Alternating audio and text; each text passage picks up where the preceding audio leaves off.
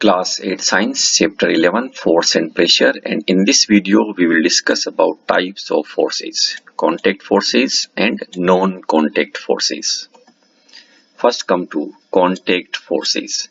One of the examples of contact forces is muscular force.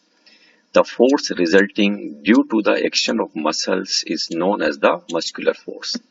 Generally, to apply a force on an object, our body has to be in contact with the object. The contact may also be with the help of a stick or a piece of rope. For example, to push or lift a book lying on a table, we have to touch it. To lift a bucket of water, we have to hold it. It is the muscular force that enables us to perform all activities involving movement or bending of our body.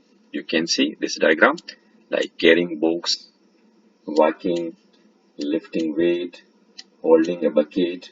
All these involve muscular force.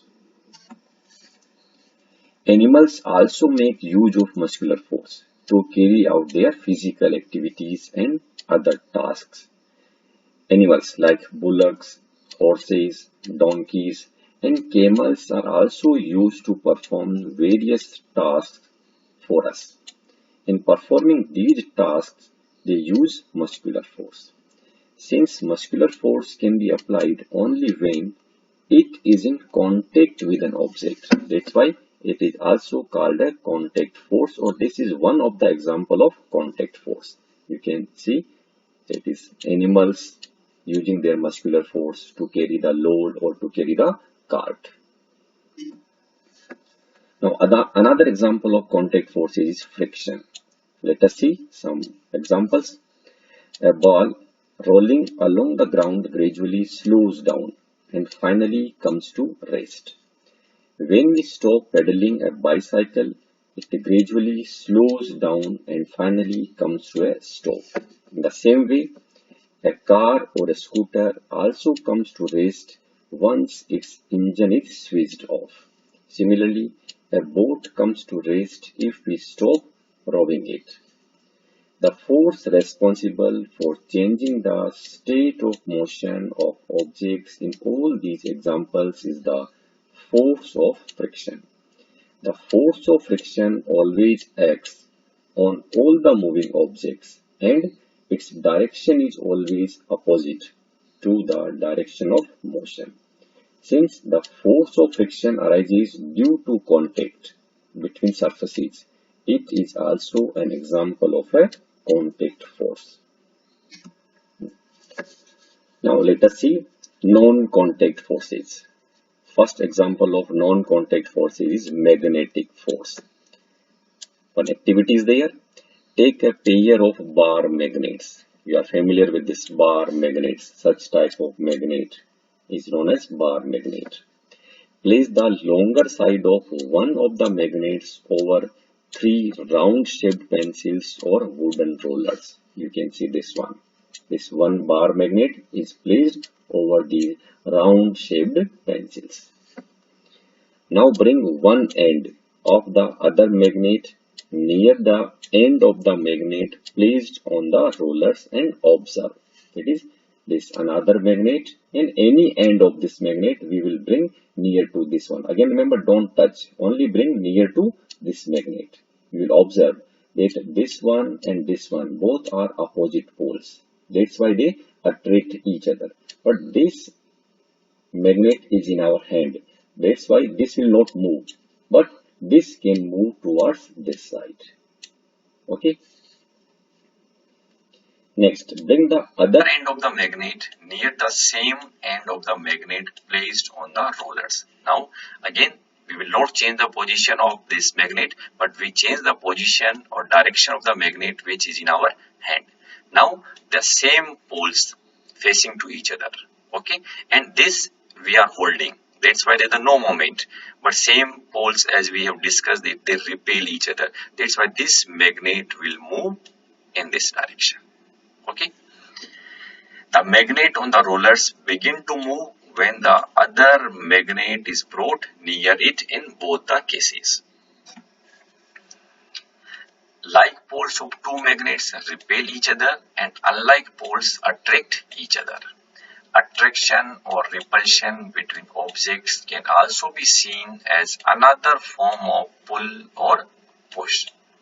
A magnet can exert a force on another magnet without being in contact with it. That's why the force exerted by a magnet is an example of a non-contact force. Similarly, the force exerted by a magnet on a piece of iron is also a non-contact force. Now, next example of non-contact force is electrostatic force. Again, have an activity. Take a plastic straw and cut it into nearly two equal pieces. Suspend one of the pieces from the edge of a table with the help of a piece of thread. You can see in this diagram, this is one of the piece of straw. With the help of this thread, we have suspended with this table. Now hold the other piece of straw in your hand and rub its free end with a sheet of paper. Bring the rubbed end of the straw near the suspended straw in such a way that two pieces do not touch each other, and then observe what happens. Okay, again you can see this diagram. The straw which is in our hand, we rub it. Okay, and as soon as we rubbed it on the sheet of paper, some charge is developed, and that's why when we bring near to this one, this will attract towards this side. Okay. Now next, rub the free end of the suspended piece of straw with the sheet of paper. Now we will also rub this one. Okay, and then again bring the piece of straw that was rubbed earlier with paper near the free end of the suspended straw, and again observe. Now this straw we already rubbed with a sheet of paper, and this is also rubbed. Now when we bring near to this, what will you observe? You observe that they repel each other. Why?